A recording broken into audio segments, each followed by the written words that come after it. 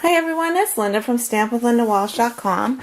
I thought I'd show you this cute little graduation card that I'm making for my niece. Actually, I have two nieces graduating, one from college, one from high school, and they're sisters, so I have to make something different, so you might see another graduation or congrats type of card. This set I'm using is the layered labels, and I'm using the congratulations. And then it was cut out with the apothecary accents, and I just used this little guy right here. Alright, so that's how I got that part. And then what I did was, I used the new paper from the catalog, which is called Quattro Fancy Specialty Designer Paper. I don't know if you noticed this, but what it has in there, it has the, this. So that's why it's a little bit more expensive, but this is really heavy.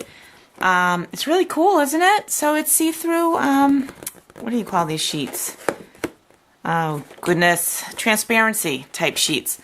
So there you go. That one's already designed, has a design on it for you to use. So that would be fun to use. I'm going to think of something nice to use for that. And actually the paper I use, you can see right here. So let's get started with our kit. Here's my paper. Oh, and I also use the matching punch, the embossing folder that goes with this set, the Mosaic Madness. So they also have the Mosaic Punch too. I didn't use that on my card, but you know, it's a nice little coordinating set. Why don't we get started? I'm going to show you how to make these nice little, oh gosh, flags too. Thought those were kind of fun to do.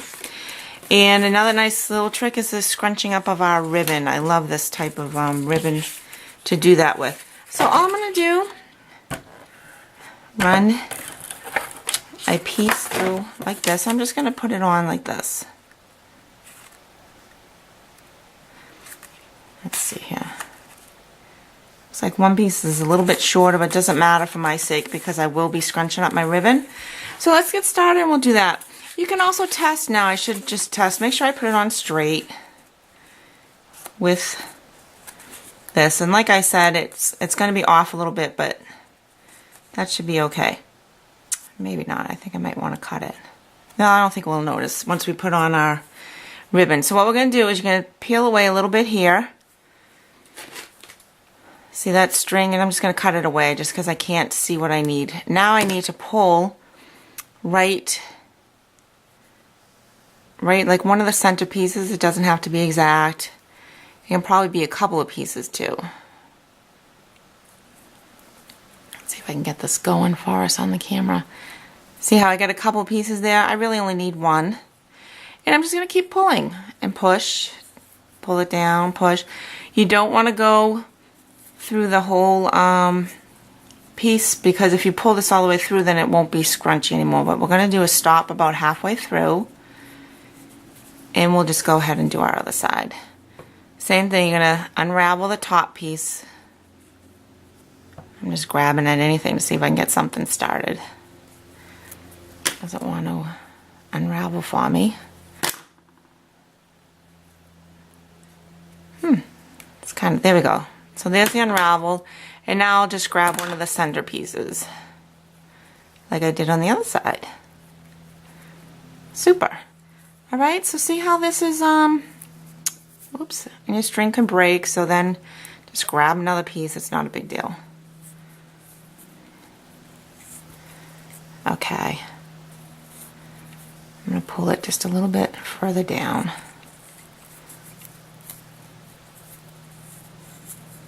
You don't want to go too far because then you want to make sure you have enough, oops. Just trying to get it more even in the center here. There we go. I want to get a little more scrunchy over here. So it's a little bit tough right in the center just to get it even, but otherwise, yeah, I just pulled it out as I went and there we go. I think that will be perfect. Then I'll just take my tape, regular tape, and I'm just going to tape it to the back. See what I mean? Like you're not going to see that I had that imperfection right there. Whoops. And Be careful when you pull so you don't pull too much.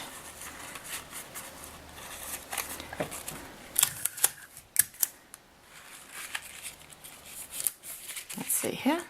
Okay, so what you'll find too, you're just going to take your little glue dots and just glue down the center, because if it's a little bit, if it's poking up just a tad, you can always just glue it down like so. There you go. I'm just going to cut off my little frayed end here because I see that it's sticking out. Same with this side. Okay, so once you got that piece done, now we're going to work on our little flags here. Okay, so what we're going to do is we just take a piece. You're just going to snip up the center, and I did these at 1/2 inch, and then from side to side. Yeah, some might come out imperfect, but they'll look fine, so don't worry. So let me show you again, see if I can get a little bit closer this time. Going up about 1/4 inch, and then just go from corner to center, corner to center. I actually did that one too short, so all I'm going to do is come up a little bit more, and there you go, it's all done. So you got 2 of each color, and actually these are all the coordinated colors in our stack. I mean, in that paper pack. I'm just going to run my tape runner over and just stack them. Okay, so I'm just going to start like this. Now, before I go any further, I do want to make sure how far that's going down. I just want to make sure I have enough, it's not hanging off my page. So then I'm just going to do orange. I'm just going to go a little bit lower. And then pool party, we'll go up higher. And I am overlapping a little bit. So if you want to keep checking, you can check that way. Try and get, you know, both that little centerpiece showing. So then you can actually see that it is a flag. And then this one's going to go a little bit lower. And then melon, that was daffodil, this is melon mambo. And then we're going to start all over again with my blue. I took it away. This is the island indigo. It looks like when I did it, I was able to put on every color twice. So if you find you need to rearrange some things, that's fine too. There we go. Mine actually fit nicely. And just remember, we're looking at the back side, okay? So that looks kind of cruddy, but that's okay. You might need a little bit more of adhesive right here. Okay. That looks cute. So let's bring in our base just to make sure it's where I like everything. Perfect. So now we'll just go ahead and we'll adhere. Make sure when you go across your flags that you hold them, because remember the top parts aren't really adhered as much. Okay.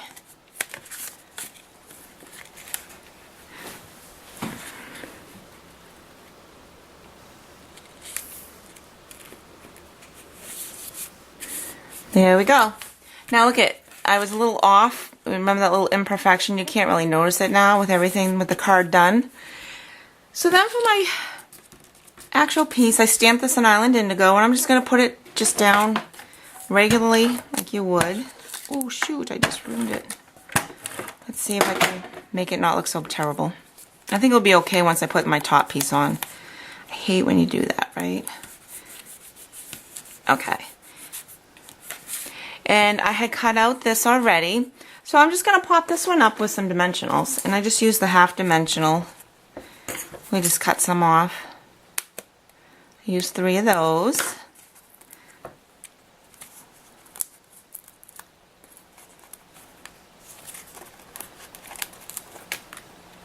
Okay.